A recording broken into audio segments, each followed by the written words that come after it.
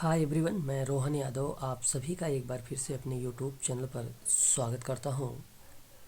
आज की जो हमारी ये क्लास होने वाली है, ये क्लास है सामाजिक नीति पर। तो हम बात करने वाले हैं social policy MCQ for practice पर, और बहुत ही इम्पोर्टेंट ये टॉपिक है। इस टॉपिक से अगर मैं बात करूँ तो एमपी सेट में भी प्रश्न पूछे जाते हैं। एमपी सेट के साथ साथ एम्स मेडिकल सोशल वर्क में भी और यूजीसी नेट सोशल वर्क में भी यहाँ से प्रश्न आप लोगों से पूछे जा सकते हैं।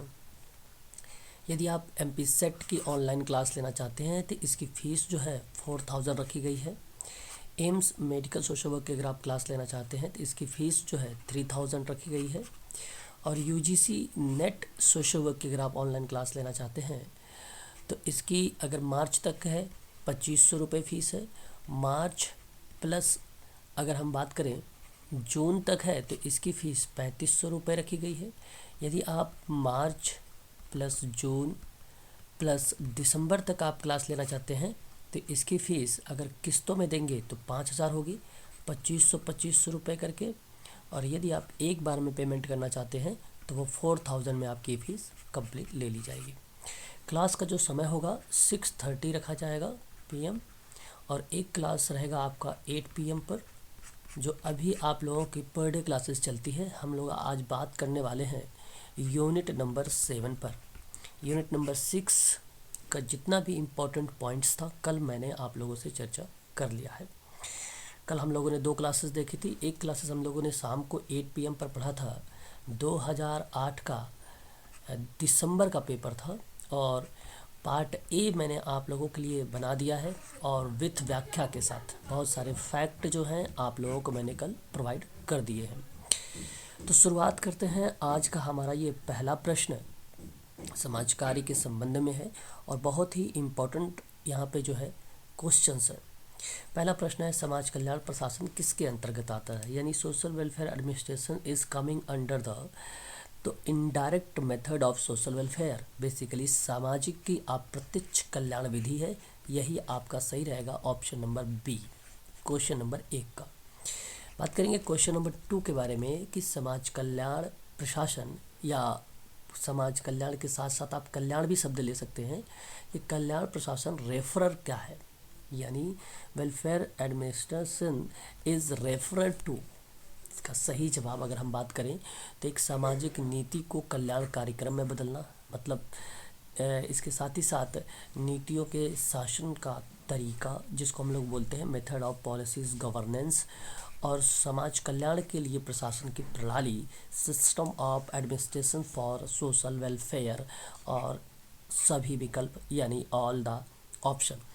तो क्वेश्चन नंबर 2 का सही जवाब ऑप्शन नंबर डी करेक्ट होगा। यहाँ पर जो ऑल द ऑप्शन लिखा हुआ है, सभी विकल्प लिखे गए हैं, यहाँ पे सभी करेक्ट जवाब होंगे कल्याण प्रशासन रेफरल के पॉइंट ऑफ व्यू से। ध्यान रखेंगे, ये प्रश्न इंपॉर्टेंट है।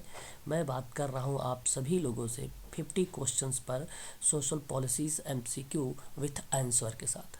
क्वेश्चन नंबर 3 की बात करेंगे, समाज कल्याण प्रशासन की प्रकृति होती है। क्वेश्चन नंबर 3 कह रहा है कि the nature of social welfare administrations are, पहला ऑप्शन प्राप्त किया जा सकता है, यानी it's can be acquired. Option B, यह प्रकृति में उद्देश्यपूर्ण है, यानी it's is objective in nature. और ऑप्शन सी, ज्ञान का व्यवहारिक अनुपयोग, यानी प्रैक्टिकल एप्लीकेशन ऑफ नॉलेज।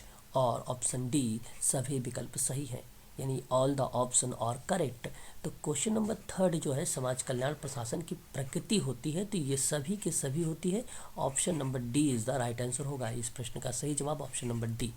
ठीक है, मैं इसकी PDF भी आप लोगों को भेजूंगा, तो आप क्वेश्चन 2 का भी डी आप लगा लीजिएगा, और अगर हम बात करें तो ऑप्शन नंबर ए का बी लगा लीजिएगा। ठीक है, ये ध्यान रखेंगे आप सभी लोग। बात करेंगे क्वेश्चन नंबर 4 के बारे में। मैंने इसके बारे में भी पढ़ा रखा है, हेनरी फेयोल। देखिए, ये जो समाज कल्याण प्रशासन की बात मैं कर रहा हूँ, इसमें के प्रश्न जो है यूनिट नंबर 6 में है। हालांकि मैंने यूनिट नंबर 6 के कई MCQs करवाए हैं, आप लोगों ने देखा भी होगा, तो ये भी प्रश्न इंपॉर्टेंट है। ये तो प्रीवियस ईयर के क्वेश्चन पेपर में ऐसे प्रश्न पूछे जा चुके हैं। ठीक है, जो मैं यहाँ पे आज चर्चा कर रहा हूँ 50 क्वेश्चंस, ये प्रश्न आ चुके हैं प्रशासन के संबंध में। तो प्रश्न नंबर हमारे सामने जो 4 है, कह रहा है आपसे कि हेनरी फ्योल के अकॉर्डिंग प्रशासन की कौन सी श्रेणी नहीं है, यानी which is not the category of administrations according to Henry Fayol. पहला ऑप्शन ये है आपके सामने ऑर्गेनाइजेशन, ऑप्शन बी आपके सामने है कमांड, ऑप्शन सी है आपके सामने समन्वय जिसको कोऑर्डिनेशन कहते हैं, और ऑप्शन डी जो है पर्यवेक्षण जिसको हम लोग सुपरविज़न कहते हैं। तो हेनरी फ्योल के अकॉर्डिंग प्रशासन का वो श्रेणी नहीं है, मैंने हेनरी फ्योल के बारे में बताया भी है। बेसिकली उसमें ऑर्गेनाइजेशन नहीं था हेनरी फ्योल में। बाकी लूथर गुलिक की बात अगर हम करें तो लूथर गुलिक के अंतर्गत सारी स्टेटमेंट आ जाती थी। तो यहाँ पे सही जवाब क्वेश्चन नंबर 4 का ऑप्शन नंबर ए रहेगा। फैक्ट पर आधारित है ये प्रश्न, ये एमपी सेट के लिए वेरी वेरी मोस्ट इंपॉर्टेंट है, एम्स मेडिकल सोशल वर्क के लिए भी बहुत इंपॉर्टेंट है, और यूजीसी के लिए तो आईएमपी करके ही चलिएगा आप सभी लोग। यहाँ से ज़रूर आप लोगों को एक आध प्रश्न मिलेंगे 2 नंबर का, ठीक है। फैक्ट के साथ साथ आप लोग इसे ध्यान रखें। पोस्टकार्ब के विचार का समर्थन किसने दिया था, मैंने बताया भी था 1937 और 1935 के अकॉर्डिंग पोस्टकार्ब के बारे में, है ना। तो क्वेश्चन नंबर 5 है कि हु एडवोकेटेड पोस्टकार्ब व्यू, क्या नाम आएगा यहाँ पे, लूथर गुलिक आएगा, ऑप्शन नंबर बी करेक्ट होगा। क्वेश्चन नंबर 6, किसने कहा है कि प्रशासन का अध्ययन व्यक्ति, सामग्री और पद्धति से संबंधित है। बहुत ही इंपॉर्टेंट सवाल, एक परिभाषा के रूप में आया है। Question number 6, who said study of administrations deal with man, material and method. Question number 6 कहता है आपसे, तो Henry Fayol is the right answer, option number B, ध्यान रखेंगे। क्वेश्चन नंबर 7 की बात करेंगे, इसकी कल्याण प्रशासन में नियोजन के सोपान क्या नहीं है, यानी question number 7, what is not the step of planning in welfare administrations. Option A उचित उद्देश्य तैयार करना। बेसिकली क्वेश्चन नंबर 7 कहता है कि फॉर्मुलेट अप्रोप्रिएट एक ऑब्जेक्टिव। देखो ये नियोजन के सोपान में नहीं आता है, यही आपका करेक्ट जवाब हो जाएगा, ऑप्शन नंबर पहला। जो ऑप्शन नंबर बी है वो कहता है आइडेंटिफाई द प्रॉब्लम, ये होगा आपका, ठीक है, ये आपका होगा। और फिर उसके बाद मौजूदा तथ्यों को इकट्ठा करना और समझना, इसका मतलब ये हुआ क्वेश्चन नंबर 7 में कि collect the understand existing fact, ये भी आपके लिए इंपॉर्टेंट होगा। और रिपोर्ट का मसौदा तैयार करना, बेसिकली यहाँ पे अगर हम बात करें तो ड्राफ्टिंग द रिपोर्ट, तो ये भी आपका होगा। बट ऑप्शन नंबर ए नहीं होगा, यहाँ पे ध्यान रखेंगे क्वेश्चन नंबर 7 में। क्वेश्चन नंबर 8 है संगठन का अंग, बहुत ही इंपॉर्टेंट सवाल आपके सामने। क्वेश्चन नंबर 8 कह रहा है कि भी संगठन का अंग है, मतलब organisation is the part of. अगर मैं आपसे बात करूं क्या प्रशासन की प्रक्रिया है, प्रशासन की प्रक्रिया मतलब एडमिनिस्ट्रेशन प्रोसेस नहीं, कल्याण प्रशासन पद्धति यानी वेलफेयर एडमिनिस्ट्रेशन मेथड नहीं, और अगर आपसे कह रहा है यहाँ पे जो है इंटरग्रेल एक व्यू होता है जिसको हम लोग अभिन्न दृश्य कहते हैं, ये भी नहीं होगा। और ऑप्शन नंबर जो डी है पुरस्कार व्यू, ये आपका सही रहेगा, ऑप्शन नंबर डी, ठीक है। चलिए आगे देखते हैं question number 9, very very most important सवाल। कह रहा है कि पंचवर्षीय योजना कब शुरू हुई है। पंचवर्षीय योजना मतलब व्हेन वाज द फर्स्ट, अगर हम बात करें 5 ईयर प्लान, ठीक है। तो पहला ऑप्शन अगर यहाँ पे हम बात करें तो 1949 में, नो, यहाँ पे ऑप्शन नंबर जो बी होगा 1952 में ये पहली पंचवर्षीय योजना यानी पंचवर्षीय योजना यहीं से शुरुआत की गई थी, ऑप्शन नंबर बी करेक्ट हो जाएगा। क्वेश्चन नंबर अगर हम 10 की बात करें तो यहाँ पे आप देख सकते हैं लंदन स्कूल ऑफ इकोनॉमिक्स में नियुक्त सामाजिक प्रशासन के पहले प्रोफेसर कौन थे। वेरी वेरी मोस्ट इम्पॉर्टेंट सवाल, यानी who was the first professor of social administrations appointed in the London School of Economics. सही जवाब option number A Richard Titmuss, option number पहला ही करेक्ट जवाब होगा। क्वेश्चन नंबर 11 की बात करेंगे, निम्नलिखित में से किसने समाज का संरचनात्मक दृष्टिकोण दिया है। 11 यानी who among the following has given the structure view of the society, यानी निम्नलिखित में से समाज का संरचनात्मक दृष्टिकोण। क्वेश्चन नंबर 10 सही जवाब Emile Durkheim, option number A is the right answer होगा। सॉरी, यहाँ पे हमारे सामने 11 है, ए ही होगा, दुर्खिम ही करेक्ट जवाब। यहाँ पे ध्यान रखेंगे सभी लोग, यहाँ पे क्वेश्चन नंबर 11 का पहला ही करेक्ट जवाब होगा। क्वेश्चन नंबर अगर हम बात करेंगे तो यहाँ पे 12 हमारे सामने आ चुका है। निम्नलिखित में से किसने कहा है कि मनुष्य एक सामाजिक प्राणी है। क्वेश्चन नंबर 12, तो अगर हम बात करें यहाँ पे तो प्रश्न है कि man is a social animal, किस विद्वान का है, तो यहाँ पे अरस्तु इज द राइट आंसर होगा, option number C. Question number 13 आपके सामने है, वेरी वेरी मोस्ट इम्पॉर्टेंट। ये कपाट का संक्षिप्त नाम पूछा गया है। मैंने इस प्रश्न के बारे में आप लोगों को बता भी चुका हूँ। इसका जो सही जवाब होगा 13 का, वह आपका पहला ऑप्शन होगा, लोगों के कार्यों और ग्रामीण प्रौद्योगिकी के लिए अग्रिम परिषद इसको बोलते हैं हिंदी में, और इंग्लिश में बोलते हैं। सी से काउंसलिंग हो जाएगा, फॉर और ए से हो जाएगा आपका एडवांस, और फिर आपका फॉर होगा, और पी से आपका होगा यहाँ पे पीपल, ए से आपका एक्शन, एंड इसके बीच में आएगा, फिर बनेगा आर से रूलर, और टी से बनेगा टेक्नोलॉजी। इसलिए ऑप्शन नंबर आपका पहला ही करेक्ट जवाब हो जाएगा कि council for advance for people, action, the ruler technology. ठीक है, option number A is the right answer, लोगों के कार्यों और ग्रामीण प्रौद्योगिकी के लिए अग्रिम परिषद। इंपॉर्टेंट सवाल है कपाट। क्वेश्चन नंबर 14 की बात करेंगे, 14 यानी हमारे सामने सवाल है, कह रहा है कि निम्नलिखित में से कौन सा एजेंसी प्रशासन का घटक नहीं है, यानी which of the following is not the component of agency administrations. पहला ऑप्शन यहाँ पे गलत हो जाएगा, मुख्य कार्यकारी कर्मचारी और दाता एजेंसी। दाता एजेंसी को बोला जाता है द डोनर एजेंसी, ये भी गलत हो जाएगा। यहाँ पे जो बेनिफिशियरी है, जो बेसिकली द बेनिफिशरीज होते हैं यानी लाभार्थी होते हैं, यही करेक्ट जवाब होता है। एजेंसी प्रशासन के कंपोनेंट के घटक में नहीं आते हैं, बट ये सभी कंपोनेंट में आते हैं, लाभार्थी कंपोनेंट में नहीं आता है, इसलिए ऑप्शन नंबर डी करेक्ट हो जाएगा 14 का।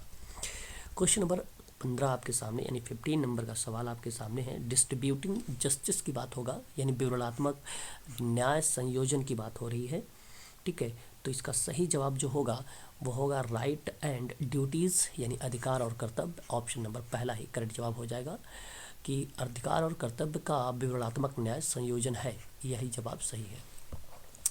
क्वेश्चन नंबर 16 की बात करेंगे कि भी सार्थक कार्य और रोजगार के अवसर के अस्तित्व को कहा जाता है। क्वेश्चन नंबर 16, तो यहाँ पे सही जवाब हो जाएगा आर्थिक और सामाजिक इक्वलिटी को, यानी ऑप्शन नंबर आपका सी करेक्ट होगा। संक्षेप में पोस्टकार्ब को, जो पोस्टकार्ब शब्द है इसमें सीओ जो लिखा हुआ है, इसका अर्थ क्या बनेगा।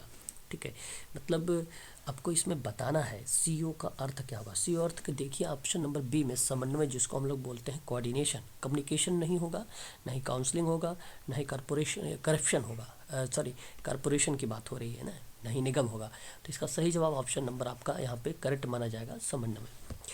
क्वेश्चन नंबर 18 है, सामाजिक कार्य प्रशासन के अंतर्गत आ रहा है, बिल्कुल सही जवाब यहाँ पे होना चाहिए आपका समाज कार्य की माध्यमिक विधि, यही आपका करेक्ट होगा। Secondary method of social work, ये social work administration is coming under, option number B is the right answer. बात करेंगे क्वेश्चन नंबर 19 के बारे में, बहुत ही इंपॉर्टेंट सवाल आपके सामने। कह रहा है कि आपसे कि निम्नलिखित में से नामांकन द्वारा व्यक्तिगत क्षमताओं का विस्तार किया जा सकता है। मतलब 19 कह रहा है individual ability can be expanded by enrolling for. तो इसका सही जवाब अगर हम बात करें, एक तो प्रशिक्षण कार्यक्रम होना चाहिए, बिल्कुल करेक्ट जवाब होगा ये। ट्रेनिंग प्रोग्राम की बात होगी, फिर अतिरिक्त डिग्री प्राप्त करना, बिल्कुल एक्वायर एडिशनल डिग्री, ये भी आपका करेक्ट होगा। नए कार्य असाइनमेंट की तलाश करना, ठीक है, सीकिंग न्यू वर्क असाइनमेंट, ये भी सही होगा। और ऑल ऑफ द अबव, यानी उपर्युक्त सभी, यानी option number D is the right answer होगा क्वेश्चन नंबर 19 का। क्वेश्चन नंबर 20 आपके सामने है, महसूस की गई ज़रूरतें की अवधारणा से संबंधित है। बहुत ही अच्छा सवाल, the concept of felt need related to, तो इसका मतलब होता है फेल्ट नीड। ठीक है, ध्यान देंगे, मैं इन सभी चीज़ों के बारे में आप लोगों से बात करूँगा। जब ये प्रश्न आएंगे तो इनकी व्याख्या मैं करूँगा आप लोगों से। ठीक है, वो आपकी लाइव क्लासेस में प्रोवाइड की जाएगी, और यूजीसी की क्लास में आपको मिलेगा ये सारी चीज़ें डिटेल जानकारी, और एम्स मेडिकल सोशल वर्क में भी इनकी संपूर्ण जानकारी आपको दी जाएगी, ताकि इनसे और भी प्रश्न जो बनते हैं इन्हीं के रिलेट में, इनके संबंध में क्या क्या फैक्ट है कि जिसकी वजह से क्वेश्चन नंबर 20 का सही जवाब ऑप्शन नंबर डी हुआ है, रीज़न भी बताऊंगा। तो यहाँ पे option number D is the right answer, community organisation होगा, ऑप्शन नंबर डी करेक्ट होगा। क्वेश्चन नंबर 21 की बात करें कि चिंतन या सामाजिक तुलना पर आधारित आत्म मूल्यांकन को जाना जाता है। 21 basically evaluation of self based on reflection और सोशल जो है कंपैरिजन इज़ नोन एज। तो इसका सही जवाब होगा self esteem is the right answer, option number आपका पहला करेक्ट हो जाएगा। मैस्लो का है, इन पर मैं बात करूंगा आप लोगों से। मैस्लो के बारे में हालांकि मैंने कई बार बता भी चुका हूँ, आप लोग समझ भी गए होंगे। ऑप्शन नंबर आपका पहला ही करेक्ट जवाब हो जाएगा। क्वेश्चन नंबर 22 की बात करते हैं। कार्यकर्ता और ग्राहक के बीच पारस्परिक प्रभाव की प्रक्रिया कहलाती है क्या? आपके सामने क्वेश्चन नंबर 22, यानी द प्रोसेस ऑफ द एक प्रकार से अगर हम बात करें तो यहाँ पे जो बात हो रही है वो सजगता की बात हो रही है। कार्यकर्ता और ग्राहक के बीच में जो पारस्परिक प्रभाव की प्रक्रिया होती है वो बेसिकली सजगता की बात करता है। ऑप्शन नंबर सी ही करेक्ट चला जाता है। क्वेश्चन नंबर 23 के बारे में निम्नलिखित में से कौन सा मानव विकास सूचकांक का हिस्सा है? कल मैंने मानव विकास सूचकांक की जो रिपोर्ट बताई है 1990 से लेकर 2007 और 8 तक में, वेरी वेरी मोस्ट इम्पॉर्टेंट है ये मुद्दे। इन्हीं मुद्दे से कई बार पेपर में प्रश्न आ चुके हैं, आप लोग देखे हुए होंगे और मैं दिखाऊंगा भी। क्वेश्चन नंबर 23 का सही जवाब जो होगा वो जीवन प्रत्याशा होगा। ऑप्शन नंबर सी करेक्ट होगा। क्वेश्चन नंबर 24 हमारे सामने है। निम्नलिखित में से कौन सा स्वप्न तंत्र का प्रकार है? 24 आपके सामने कि विच one of the following is the type of dream mechanism शब्द है। ये बेसिकली उच्च बनाने की प्रक्रिया है, इसलिए ऑप्शन नंबर आपका पहला ही करेक्ट जवाब हो जाएगा। क्वेश्चन नंबर 25 है कि भारतीय संविधान के अनुच्छेद 5 और 6 किससे संबंधित है? आप लोगों का ही 2 दिन के बाद यूनिट नंबर 8 चलने वाली क्लास है। ठीक, आज हम लोग 7 से स्टार्ट कर देंगे। 8 में आप लोग पढ़ेंगे भारतीय संविधान के बारे में। ये सभी चीज़ों पर मैं आप लोगों से जिक्र करूंगा। तो क्वेश्चन नंबर 25 का जो सही जवाब जाएगा यहाँ पर सी ऑप्शन जाएगा, आदिवासियों के अधिकारों का संरक्षण। ऑप्शन नंबर आपका सी ही करेक्ट जवाब रहेगा। क्वेश्चन नंबर 26 है कि सामाजिक नीति का संस्थागत पुनर्वितरण मॉडल है। पुनर्वितरण मॉडल है, मैं इनके जो मॉडल हैं ये भी बता चुका हूँ क्वेश्चन नंबर 26 में। वेलफेयर स्टेट है भाई, यहाँ पे सही जवाब हो जाएगा ऑप्शन नंबर ए। ठीक है, option number A is the right answer हो जाएगा 26 का। बात करेंगे क्वेश्चन नंबर 28 के बारे में, 27 के बारे में कि किस अधिनियम में रोजगार की शर्तों को परिभाषित किया गया है? औद्योगिक प्रतिष्ठानों में नियोक्ता की आवश्यकता है। मैंने कल ही आप लोगों को जितने सभी अधिनियम मैंने आप लोगों को कल बताए हैं। ठीक है, रोजगार के भी संबंध में बताए हैं, आर्थिक के संबंध में भी बताए हैं, सामाजिक के संबंध में बताए हैं, पर्यावरण के भी संबंध में मैंने आप लोगों को सारे अधिनियम क्रम से लिखवा दिए हैं। ठीक है, जो इम्पोर्टेंट है देखिए, रोजगार की शर्तों पर आधारित एक पर आ गया है आपके सामने क्वेश्चन नंबर 27 में। ये बताता है कि इसका सही जवाब जो होगा वो the industrial employment standing order act 1946, जिसको अस्थाई आदेश कहते हैं, ये रहेगा आपका करेक्ट जवाब। Option number C is the right answer. ठीक है, ध्यान रखेंगे आप सभी लोग। क्वेश्चन नंबर 28 की अगर हम बात करें, 2014 वैश्विक परिभाषा के अनुसार समाज कार्य निम्नलिखित में से किसके प्रचार से संबंधित नहीं है? 28 आपके सामने, as per global definition of 2014 social work is not considered with the promotion of which one of the following? Option number C social. अगर हम बात करें विकल्प के बारे में, सोशल कोहिंस के बारे में, तो ऑप्शन नंबर आपका यहाँ पे सही जवाब हो जाएगा सामाजिक विकल्प is the right answer. Option number C is the correct जवाब। ठीक है, क्वेश्चन नंबर 29 हमारे सामने है कि 2014 की वैश्विक परिभाषा के अनुसार समाज कार्य निम्नलिखित में से किस एक के प्रचार से संबंधित नहीं है? है ना, क्वेश्चन नंबर 29। तो इसका सही जवाब जो हो जाएगा आपका 29 का अगेन वही क्वेश्चन 2 बार रिपीट हुए, मतलब है अलग अलग थोड़ा सा है, सामाजिक विकल्प, लेकिन प्रश्न का मतलब वही था। तो ये बेसिकली प्रचार के संबंध में नहीं आएगा। ठीक है, 2014 के वैश्विक परिभाषा के अकॉर्डिंग एक प्रचार के रूप में ये नहीं है, तो सामाजिक विकल्प है। ठीक है, अच्छा वही प्रश्न है, दोनों रिपीटेड है, 28 29 दोनों एक साथ आ गए हैं, रिपीट हो गए हैं। ठीक है, क्वेश्चन नंबर 30 देख लीजिए। 30 आपके सामने ये है कि सामाजिक तथ्य की अवधारणा किसने दिया है? ये आप लोग मुझे जो है कमेंट करेंगे क्वेश्चन नंबर 30 का, कि बताइए सामाजिक तथ्य कौन सा है। बहुत ही इम्पोर्टेंट सवाल है और इजी सवाल है, पढ़ा चुका हूँ। 30 की बात करेंगे, 31 के बारे में बात करेंगे। सामुदायिक विकास में स्थानीय विकास मॉडल किसने प्रतिपादित किया है? क्वेश्चन नंबर 31 ये आप जानते हैं, जैक रोथमैन ने। Option number C. Question number 32 आपके सामने, जो है असममित वितरण दर्शाया किसने है? 32 तो बहुत ही सही जवाब असममित दर्शाए कितने हैं, तो तिरछापन जिसको हम लोग बोलते हैं स्क्विनेस, है ना, तो ये आप ध्यान रखेंगे, तिरछापन, कर्टोसिस नहीं आता है। क्वेश्चन नंबर 33 आपके सामने रहेगा। 33 आपको बताता है यहाँ पे कि मई 2012 में सामाजिक न्याय अधिकारिता मंत्रालय के तहत निम्नलिखित में से कौन सा विभाग बनाया गया था। 33 तो ये बेसिकली अगर हम बात करें तो दिव्यांग मामलों का विभाग था ये, जिसको डिपार्टमेंट ऑफ डिसेबिलिटी अफेयर्स कहते थे। ऑप्शन नंबर आपका यहाँ पर बी करेक्ट हो जाएगा। क्वेश्चन नंबर 34 है, सामाजिक दूरी पैमाना किसके द्वारा विकसित किया गया है। 34 आपके सामने है, बोगार्ट्स के द्वारा दिया गया था। Option number C is the right answer हो जाएगा। नीति आयोग के उपाध्यक्ष कौन है। 35 is the right answer. Correct जवाब आपका यहाँ पर जाएगा 35 का, option number C Arvind Panagariya. Option number C is the right answer. निम्नलिखित में से कौन सा सामूहिक सौदेबाजी को विशेषता नहीं है। ठीक है, 36 आपके सामने है, सामूहिक सौदेबाजी की विकल्प जो है विशेषता नहीं है ना, विशेषता नहीं है 36 का। तो सही जवाब अगर हम बात करें, यह एक द्विदलीय प्रक्रिया नहीं है। बिल्कुल सही जवाब यहाँ पर अगर होगा तो ये नहीं है, ये द्विदलीय प्रक्रिया के रूप में अगर हम बात करते हैं, विशेषता नहीं है ये, है ना, ये विशेषता नहीं है द्विदलीय के, बल्कि एक दलीय वाली प्रक्रिया शामिल होती है, इसलिए option number C is the right answer होगा। व्यक्ति के मूल्यांकन में विश्वास डैश से संबंधित है। क्वेश्चन नंबर 37 का सही जवाब जो जाएगा सोशल वर्क वैल्यूज़ पर जाएगा, समाज कार्य के मूल्य पर। ध्यान दीजिएगा, ये प्रश्न बहुत ही इम्पोर्टेंट है। व्यक्ति के मूल्य में विश्वास से संबंधित क्या होगा, समाज कार्य का मूल्य होगा। ठीक है, ध्यान रखेंगे क्वेश्चन नंबर 37 का। क्वेश्चन नंबर बात करेंगे 38 के बारे में कि गलत काम करने के लिए चुकाने के रूप में कुछ दिया गया मांग का संदर्भ डैश से रिलेटेड है ना, मतलब something giving the demanded as repayment for wrong doing refer to. Option number C correct होगा, प्रतिशोध यानी, ठीक है, चुकाने के रूप में दिया गया मांग को संदर्भ से प्रतिशोध से रिलेट होता है, इसलिए ऑप्शन नंबर आपका सी करेक्ट होगा। पीसी अगर हम बात करें, पीसी PNDT एक्ट है, मुख्य रूप से संबोधित किया गया है। ठीक है, संबोधित किया गया है, तो ये बेसिकली लिंग चयनात्मक गर्भपात को रिलेट करता है। ठीक है, याद रखिएगा।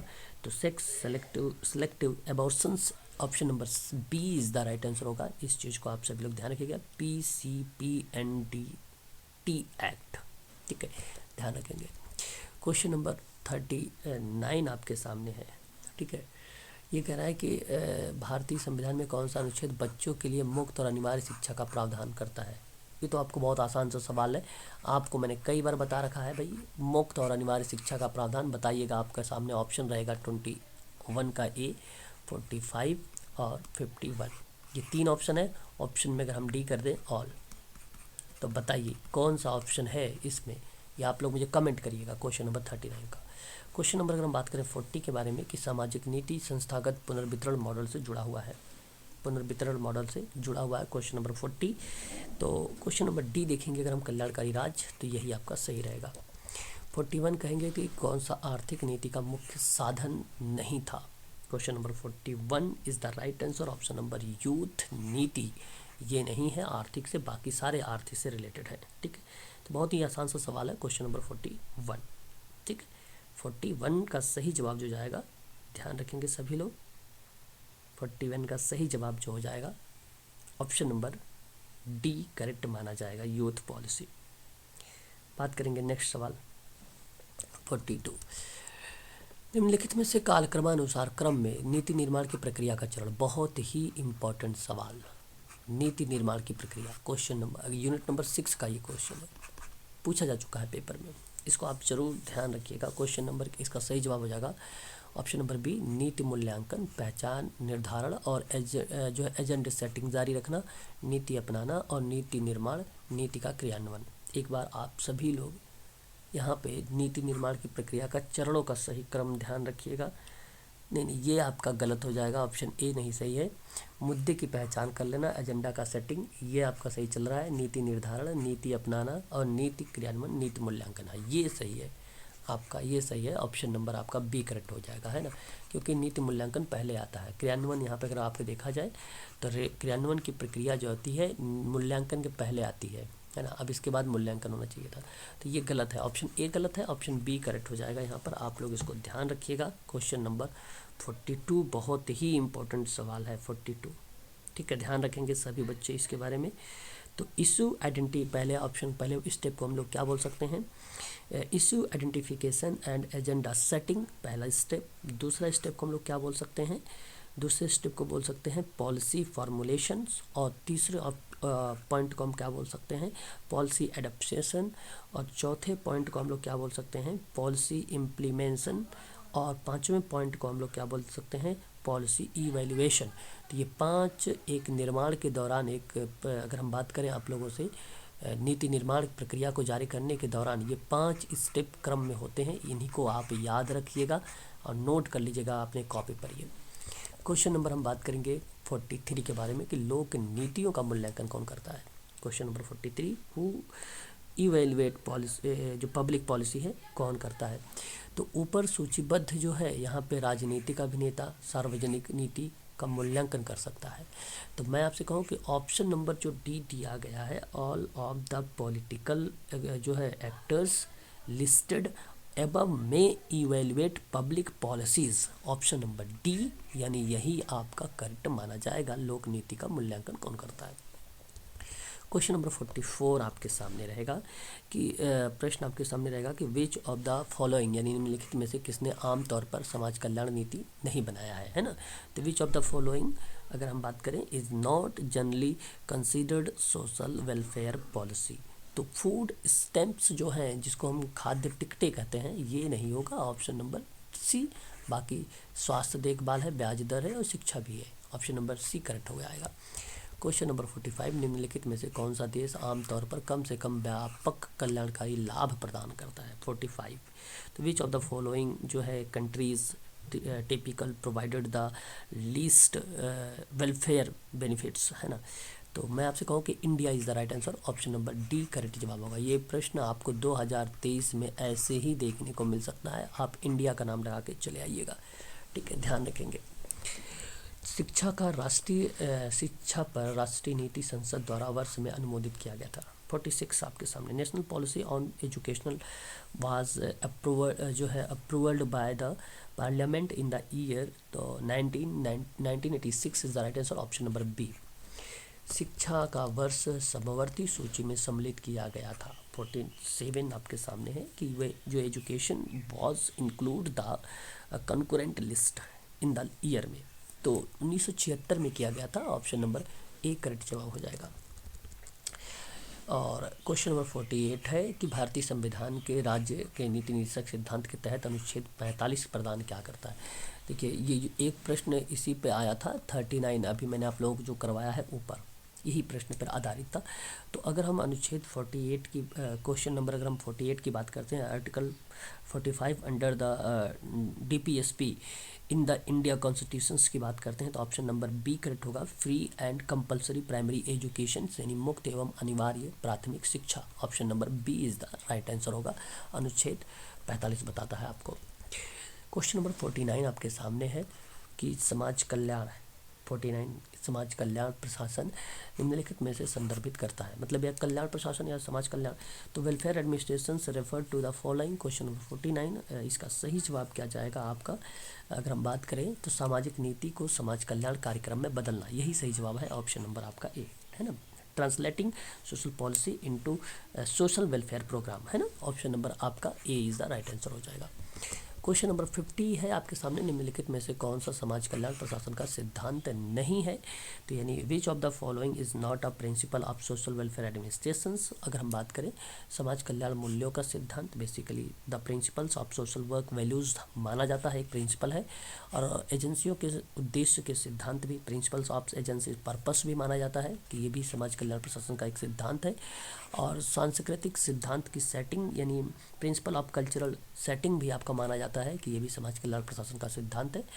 क्वेश्चन नंबर अगर बात करें 50 का डी वाला में, यही आपका करेक्ट है, सामाजिक कार्यकर्ता चयन का सिद्धांत नहीं, principles of social worker selection, option number D is the right answer, ये नहीं माना जाता है समाज कल्याण प्रशासन का सिद्धांत, इसलिए क्वेश्चन नंबर 50 का option number D is the right answer होगा।